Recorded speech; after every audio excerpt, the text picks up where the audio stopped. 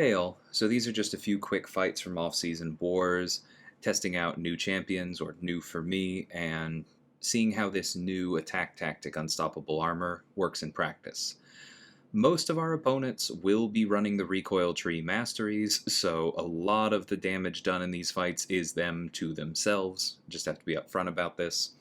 I'm also not boosted, not healing up, as you can see here. And this is also a rank 2 in this particular fight.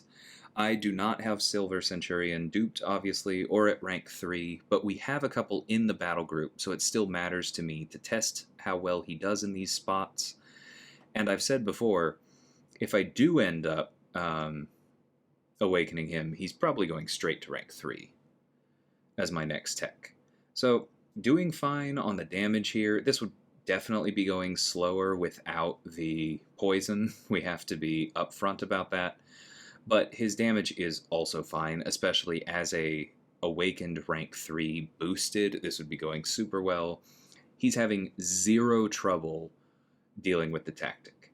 And I think this is really kind of key here. Anyone whose armor ups are on the more predictable side, like Colossus in this spot, and any node where you can reliably apply a slow and expect it to stick, I think this tactic is difficult in the sense that it forces certain matchups, but is otherwise extremely manageable. And it's going to be the more random ones or the nodes where that doesn't necessarily work that are going to make this an issue. So, same Silver Centurion. Now we're taking on this Mangog on Safeguard. So, Silver Centurion's actually quite a good option for a lot of champions on Safeguard. We just weren't using him much last season because, as you can see here, he applies a whole bunch of shocks and incinerates. And in the high ground era, those were actively very bad. So right there, you see me get hit because I test one thing that in season I would have done in wars. I test the exact spacing on his heavy, and there I do it again. This is the worst part of Silver Centurion's kit, is that his heavy just has a relatively short range, and I get punished for it. So not doing that again, but when I'm in the corner, it works out fine. I did have to pause there. Not entirely sure why. Something probably just came up in real life because it's not season, and I didn't retreat into my room and tell my girlfriend to leave me alone for 5 minutes. And see, there I'm testing it again. So that's something that I'm learning about this fight, is that in season, I would just need to make sure that I'm not relying on heavy counters for my slow unless I have allowed myself to be backed up. And if you allow yourself to be backed up against Mangog, you just have to be aware that you need to be more on top of the special evades. Because he's eventually going to go unblockable, like right here. And if your tempo is off in responding to those, indexing them, then you are going to get hit and you're probably just going to die. But most of the damage we've taken here was from that one failed heavy punish that we then got punished for ourselves. And so I think that in season, this will be a really good counter. It's easy to keep the slow up. It's easy to keep the damage up. And I'm not the best Silver Centurion player. I haven't used him in Season War for obvious reasons, like MP Blaze or my BG mate Strands have. So yeah, definitely feel good about assigning that if it comes to it. So this one is actually not as much about the tactic because Nimrod doesn't actually answer it.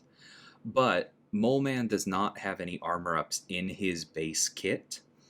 And so the only armor effects, the only chances for Unstoppable in this fight are going to be very predictable. We have one coming up here, so I back off, and sure enough, he goes Unstoppable. 3 seconds later, that's gone. And so now the next one, actually, I think that timer probably comes back again before Arc Overload, but we have 2 chances coming up here, which is why I did not throw the special one. Because he didn't go Unstoppable there, but he could have. And so that's just something where this tactic is going to force you to play carefully if you're not using somebody who can get around that. This is also not an ideal matchup for Nimrod because you're able to parry less, so you're gaining protocol charges less than you normally would. It's not a mutant, obviously, and the opponent is shock immune, and most of Nimrod's damage in his usual rotations is through shock. So if we're not going to be able to do that, we're going to have to stick to the special 3. Because the special 3 is going to capitalize on all of this damage we've done to him with basics, by then doing extra direct damage based on how much health he's currently missing. So let's see, that's pretty solid. Does a good chunk. That was 17,000 in direct damage. Again, all this would be better boosted. I don't think I waited for the armor up to go away either, and that's definitely something you would want to do in season. So now we just wait for this. He's no longer shrugging, so that also is going to mean we're going to have to worry about fewer specials because now our power drain actually stuck. Came really close there, but I was paying attention to the timer, and that's what's going to matter, is just when you're using someone who doesn't directly counter the timer, as long as you... See, there, I messed up.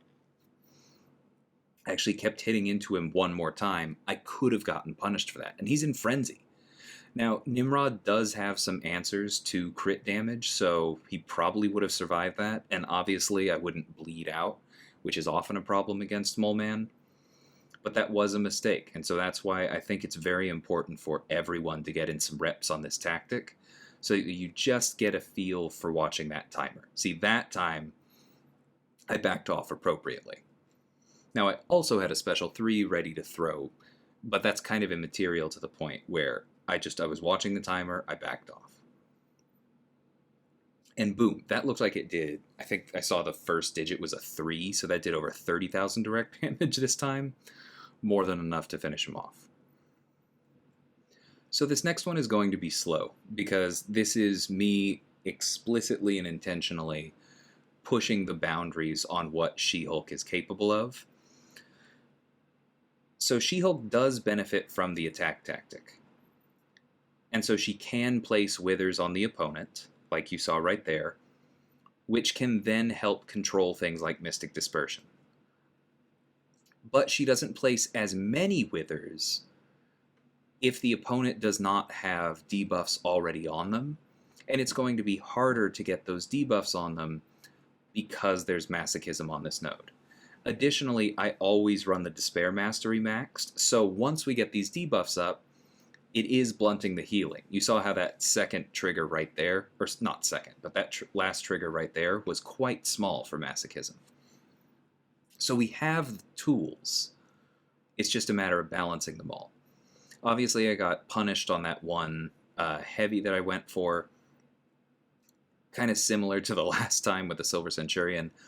That is just a spacing that I would have dueled the absolute crud out of in season to make sure that didn't happen. But now we get the Petrify up. That is going to mean that when we trigger Mystic Dispersion, it actually is getting reversed because it's more than 100% Petrify. And so that gives us some freedom. It's also going to not reverse Masochism, but stop it. That right there shouldn't have happened. Because he was unstoppable because of Wrath of Tanarak, yes. But She-Hulk is supposed to remove unstoppable effects with her heavy. And it does say effect, it doesn't say buff. It also says the heavy can't be interrupted if the opponent is unstoppable, and clearly Sasquatch was. So the 40% health that I lost there shouldn't have happened. Now clearly there I made a mistake, but I think I'd gotten a little bit flustered. I really don't know what the issue was there. That heavy should have landed, and I should not have taken that combo. I should not have taken all that rupture damage. Either way, we're being careful now. We're closing it out. I also want to point out that while we have exhaustion up from the special 1, he does not gain additional rage stacks, and if we can keep that up, if I can do a better job of that in future fights, then we have to worry about Wrath of Tanarak less in general. I'd also point out that if my She-Hulk was duped, then I would be reducing his power rate significantly because that's her effect against Mystics.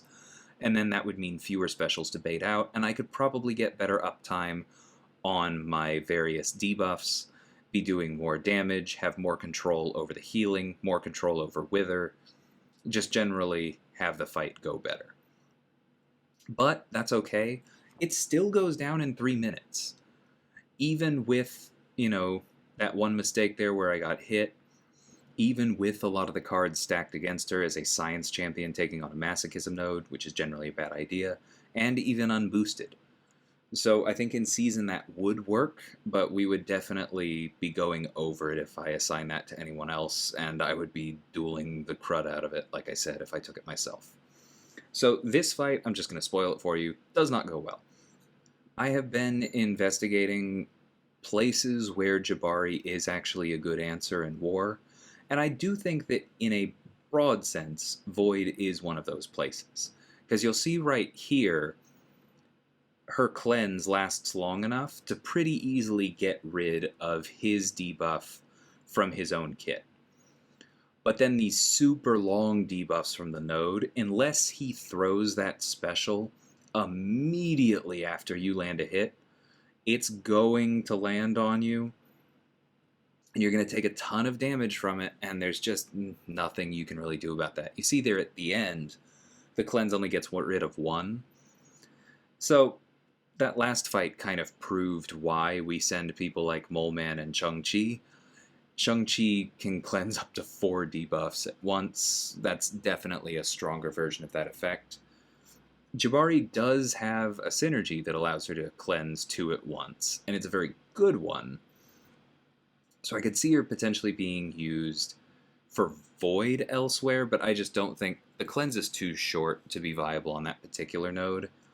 And I think that kind of speaks to why we see certain champions in war so often and not other ones, even if those champions are good, just because there's small ways in which their kits are a little too fragile or a little too risky to be the kind of reliable that we expect in war. And I won that fight, right? But that is not the kind of fight that after you see it, you go, yeah, let's do that again in season. That'll go well. So, side note from war itself, this kind of fight makes me really excited for Battlegrounds, because I think that's the kind of place where champions like Jabari, with those somewhat risky, a little more finicky kits, are really going to shine, and I'm going to be able to bring her in as a defender, who I can also go, ooh, they picked Void as their defender, I'm going to use Jabari as an attacker, because I was able to draft her, I got lucky with that, and she's just going to destroy him. So very much looking forward to that. In general, I still feel like I have a lot to test with this attack tactic. With this defender tactic. There are some defenders that worry me a little bit. Super Scroll in particular, with how many armor ups he gains all over the place in the fight, promises to be annoying in places. But I think in general, there are more opportunities for counterplay. There are more opportunities for slow play, for not panicking with this tactic than the last one. And so I do think that that's a positive move. It's possible that by the time next season is over, it will have proved easy enough at the higher levels where people play very tight and clean that the stress of wars will have gone up and I will be singing a different tune. But we'll kind of see how things shake out over the next month. Hope to get some more of these fights for you over the next week. But until then, thanks for watching and take care.